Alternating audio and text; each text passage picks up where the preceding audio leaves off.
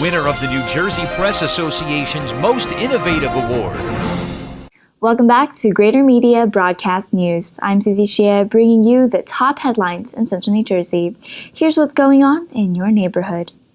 Filming a fight for life, preserving history, letters to Obama, Father of the Year, and feeding a legacy.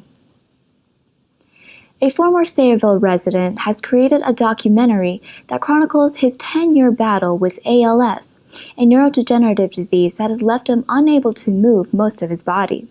Patrick O'Brien, the son of Sayreville Mayor Kennedy O'Brien, will have his story told at New York City's Tribeca Film Festival this month.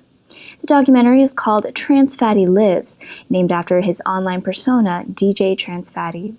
O'Brien started making the documentary when he was first diagnosed in 2005. And with the help of his production crew, he was able to complete it, even though he can now only move his eyes and the corner of his mouth.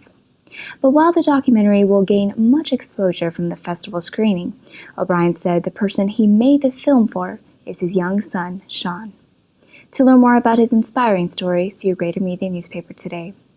And here's Mark Rosman with more headlines. New Jersey Natural Gas confirmed this week that it has filed a petition with the State Board of Public Utilities that proposes the construction of a 28-mile-long transmission pipeline.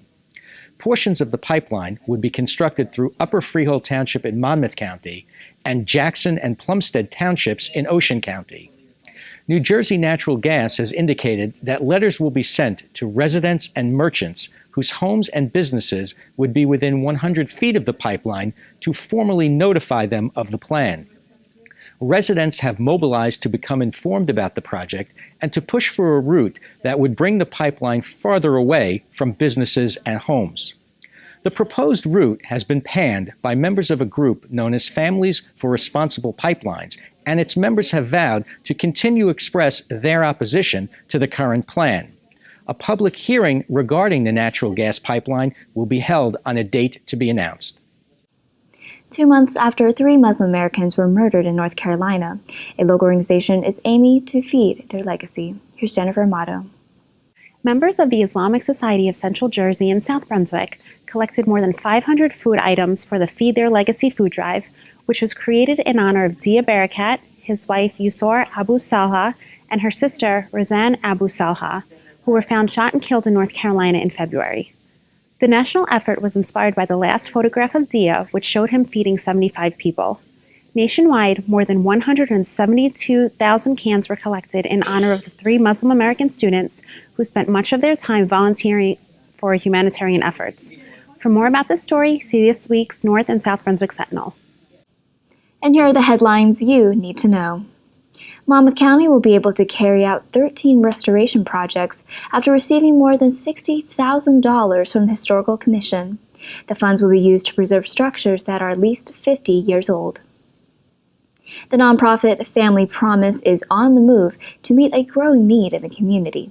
The Middletown-based organization has long-term plans to move to a permanent facility at Fort Monmouth.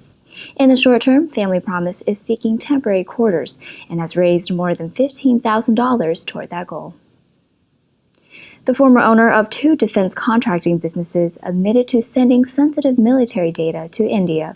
Hannah Robert of North Brunswick was indicted for allegedly submitting fraudulent bids to the U.S. Department of Defense and disseminating military technical drawings to India without a license. A North Brunswick resident has been named Father of the Year by the American Diabetes Association. Each year, one lucky dad is selected by the organization's Father Day Council in celebration of his role as a community leader and father figure. And this year's winner was Garrick Stolt. Congratulations. And for more on these stories, see your Greater Media newspapers today. And now let's turn to Kenny Walter with an update on this year's New Jersey Marathon. 2,500 students are expected to take part in the children's race on April 25th as part of the annual New Jersey Marathon. Race director Joe Gigas is promoting his Kids Move program, an 8 to 10 week program aimed at getting students more active. The New Jersey Marathon will be held on April 26th, beginning at Monmouth Park in Oceanport and concluding on the Promenade in Long Branch. For more information, please visit gmnews.com. And now we have Tim Morris with an update on the local sports scene.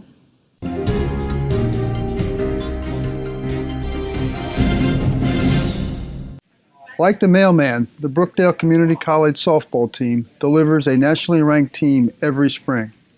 Under the guidance of head coach Bo Scanapico, who is rapidly approaching 1,000 career victories, the Jersey Blues have won 3 national championships and are contenders again this year.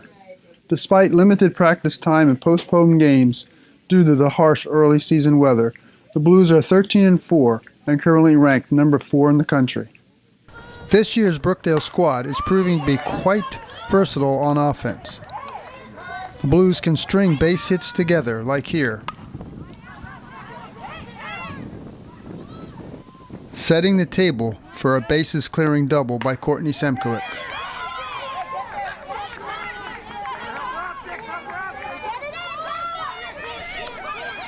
They can just as easily play small ball, stealing bases. Or bunting.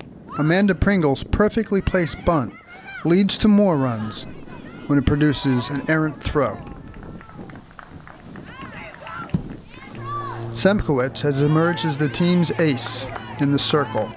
She's helped by great defense, shown here by Jackie Coulahan at third base. Throughout Brookdale's rise to national prominence, head coach Scanapico has been the one constant presence. His remarkable career has already put him in the Fast Pitch Hall of Fame. This is Tim Morris for Greater Media Newspapers. As a child, you might have written a letter to your favorite musician or movie star. But what happens when you write a letter to the president? Here's Jeremy Grossman. If receiving a letter feels better than receiving an email or a text message, just imagine how good it feels to receive a letter from the President of the United States.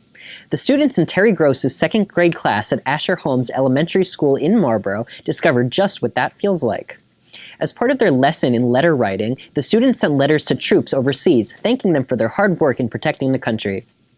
After they sent the letters, Gross took the lesson one step further. She had her students write to President Barack Obama, telling him about what they did.